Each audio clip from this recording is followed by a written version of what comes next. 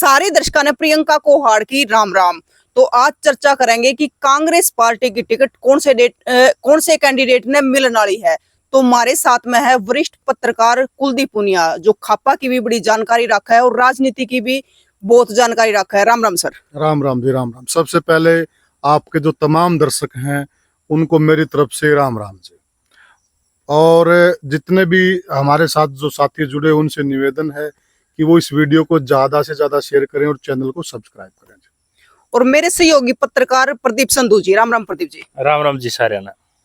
तो कुलदीप सर, ये बताइए कि हरियाणा में जो टिकट कांग्रेस पार्टी पे आपने पता है कि किस प्रकार से कितने कैंडिडेट उतर रहे हैं? देखिए जी, फिलहाल है ना कांग्रेस के अंदर बहुत बड़ा घमासान है। अगर हम बात करें एक एक जगह पे कहीं 60 कैंडिडेट हैं, कहीं 57 हैं, कहीं 58 हैं, कहीं 50 हैं, कहीं 40 हैं। यानी कि एवरेज की अगर हम बात करें 90 विधानसभा है हरियाणा के अंदर और 2500 लोगों ने फार्म भर रखा है टिकट के लिए। तो 35 की एवरेज आती है, यानी कि एक विधानसभा में 35 लोग टिकट मांगने वाले हैं। तो देखा जाए तो ये एक तरफ से कांग्रेस की लहर को भी दर्शाता है, क्योंकि जब ज्यादा फार्म होते हैं, टिकट की चाह रखने वाले ज्यादा लोग होते हैं, तो उसमें लगता है कि भाई इस बार इस पार्टी का मूड है और इस पार्टी के पक्ष में हवा है। लेकिन कई बार ज्यादा कैंडिडेट पार्टी के लिए नुकसानदायक भी हो जाते हैं। यानी कि जो लोग 35 लोग हैं, 20,000 रुपये फार्म की फीस है, उन्होंने 20,000 का तो वो खर्चा कर दिया। उसके बाद वो घूम भी रहे हैं क्षेत्र के अंदर और वो गाड़ियों का तेल फूक रहे हैं, 5-10 गाड़ी लेके चलते हैं, आजकल ये कल्चर बन गया है। तो उनके खर्चे हो चुके हैं और सारे के सारे यूं मानने बैठेंगे पर टिकट मेरी है, पर टिकट तो एक को मिलनी है।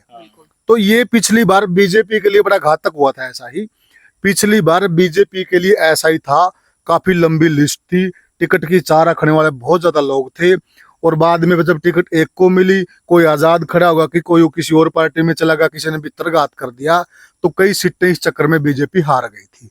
तो कांग्रेस को बड़ा फूक फूक के कदम रखना पड़ेगा, जो उनके अपने लोग उनको संभाल के रखना पड़ेगा। नुकसान हो सकता है, मैं ऐसा भी मानता हूँ। पुनिया सर, मैं एक चीज याद आ रही है इस बात को, क्या करें अपने देसी भाषा में कि गणे माम्या का बनजा बुखा रहा। हाँ हाँ, बिल्कुल सच्चाई है। क्योंकि देखिए, अब जितने ये लोग टिकट मांग रहे हैं, तो राजनीति एक ऐसी चीज होती है, इसमें आपने वो कहावत भी सुनी होगी कि इसमें कोई किसी का सगा नहीं होता। बिल्कुल। कोई बाबू था, वो बेटा था, बोला बाबू मैंने राजनीति सिखा दी, बोला ऊपर चढ़ और डांक मार दे, बोला बाबू चोट लग जाएगी, बोला मैं खड़ा, उसने डांक मारी, वो प्राण हट गया और उसके गोडे फूट गए। बोला बाबू यो कह रहा, बोला सब तो पहले सीख राजनीति की आए है, अपना बाप पर भरोसा ना करो। तो ये राजनीति है, कड़वी सच्चाई है। तो ये लोग ना एक दूसरे पे भरोसा करते हैं, ये कहते जरूर है माइक पे आके कि हाँ किसी को भी मिल जाए मदद करेंगे, लेकिन ऐसा होने वाला नहीं है। नुकसान मेरे को लगता कि होगा। देखो बाकी पार्टी कैसे डील करती, हाईकमान कैसे डील करता है, तो नुकसान होने की संभावना मैं मानता हूँ, ज्यादा प्रत्याशी जो ज्यादा टिकट की चाह रख रहे हैं। तो प्रदीप जी, आपका क्या कहना है? तो आप तो पूछना चाहेंगे कुलदीप जी, मतलब कि जो पहली लिस्ट आने की संभावना है कब लगाए जी की और क्या चल रहा है, बार बार जो दिल्ली में मीटिंग होने लग रही है? जी, जी। देखिए, जो पहली लिस्ट है, मैं उम्मीद करता हूँ, अपा भगवान तो नहीं है, अपा एक कयास लगा सकते हैं, कयास अपने माहौल को देख के लगाते हैं। मेरे अनुमान में 31 अगस्त को कांग्रेस की पहली लिस्ट आ जानी चाहिए 30-40 कैंडिडेटों की। वो 30-40 कैंडिडेट कौन से होंगे?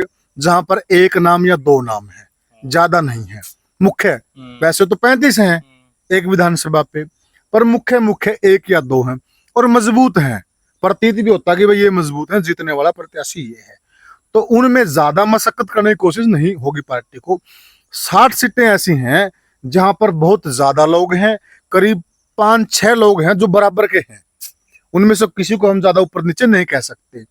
वहां कांग्रेस को बहुत ज्यादा मेहनत की जरूरत पड़ेगी और बहुत मशक्कत करनी पड़ेगी और बड़ा ध्यान रखना पड़ेगा किसको दें, बाकी जो 5 मजबूत हैं कहीं वो नाराज ना हो जाए। लेकिन प्रियंका जी, कई बार मेहनत ही अकेली काम नहीं आती। हम अगर इतिहास को उठाकर देखें, ऐसे बहुत से नाम हमें मिल जाएंगे जो मजबूत भी थे, मेहनत भी करा की, तो टिकटें कट गई हैं। क्योंकि दो इंडस्ट्री ऐसी हैं, फिल्म लाइन और राजनीति, यहाँ पर आका का रोल बहुत कुछ डिपेंड करता है। अगर आपका आका मजबूत है तो आपको टिकट मिल सकती है। यहाँ अजय चौधरी का आका बहुत मजबूत है, कुमारी शैलजा, इसलिए उनका नाम चल रहा है। लेकिन मुझे तो इनको भी खतरा लग रहा है, क्योंकि सोनिया दुल्हन के पास एक तो चाबा है, उनके पास बड़ा हथियार है और वो उस हथियार को चला रही है, जो मेरे पास खबरें आ रही हैं। तो सोनिया दुल्हन ने यहाँ पे मतलब है डॉक्टर अजय चौधरी की सांसें अटका दी, इसमें कोई दो राय नहीं है। और मैं ये मान के चलता हूँ कि लास्ट समय में शायद वो पटकनी ना दे जाए। और एक और वोट सीट है उचाना विधानसभा।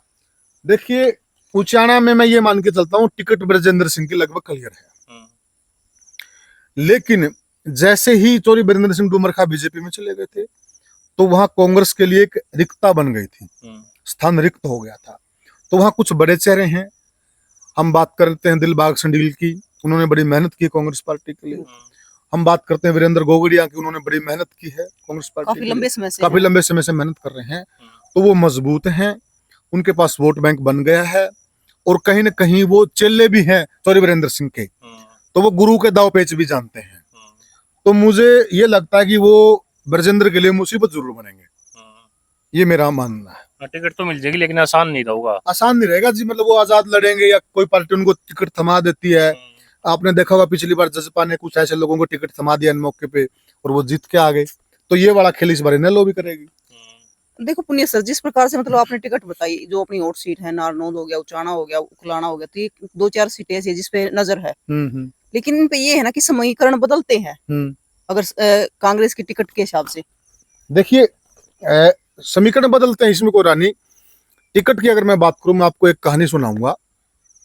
मैडम सोनिया गांधी राष्ट्रीय अध्यक्ष थी कांग्रेस पार्टी की, हरियाणा से 9 महिलाओं के नाम फाइनल करके लेगी हरियाणा की कमेटी।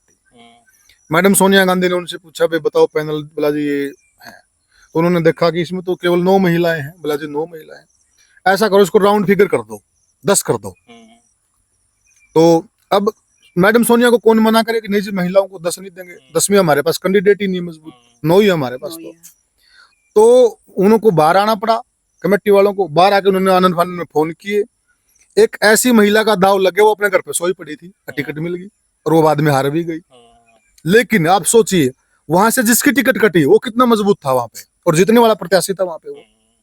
तो टिकट का बड़ा खेल होता है जी, कुछ नहीं कह सकते, आखिरी समय में किसका दाव लग जाए और किसकी किस्मत फूट जाए, ये कह सकते हैं। देखो पुण्य सर, अब की बार जैसे राहुल गांधी ने भी कहा था कि जो टिकट है वो सर्वे के आधार पे देंगे। देखिए जी सर्वे के आधार की बात कर लेते हैं हम। सर्वे हुआ है, किस प्रकार का हुआ वो इनको पता है। कल की अगर मैं मीटिंग की बात करूं, कल कांग्रेस पार्टी की मीटिंग थी वहां पर, और कल वहां पर जो खबरें निकल के आ रही हैं बड़ी इनकी आपस में खिंचाई हुई है, नोक-झोंक हुई है। मैडम शैलजा 30 सीटों पे सुना अड़ गई वो कि मैं तो 30 लूंगी, ठीक है। उधर रणदीप सिंह सुरजेवाला ने 10 टिकटों का दावा ठोक दिया, चौधरी वीरेंद्र सिंह ने भी 10 टिकटों का दावा ठोक दिया।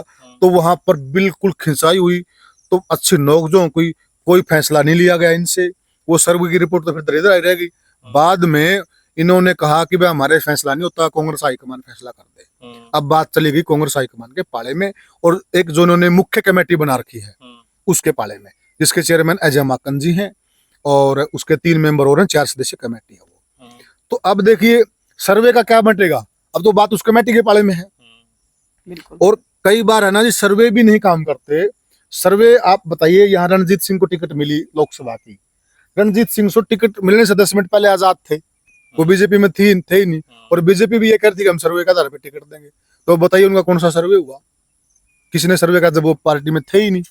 बिल्कुल। तो ये तो सर्वे दरिद्र रह जाएंगे। अभी बहुत कुछ होगा, कुछ लोग बीजेपी छोड़ के कांग्रेस में आएंगे, उनको टिकट मिलेगी, कुछ कांग्रेस के लोग बीजेपी में जाएंगे एन मौके पे, उनको टिकटें मिलेंगी। तो अब जब टिकटें एन मौके पर आदमी को मिल रही है तो उसका सर्वे बताओ कब करवा लिया। बिल्कुल। तो सर्वे तो ये यूं होता है कि जो 2,500 लोगों ने फार्म रखे ना, तो ये ऊत भी तो समझाने हैं भाई, सर्वे में कट गया आपकी टिकट है, ठीक है।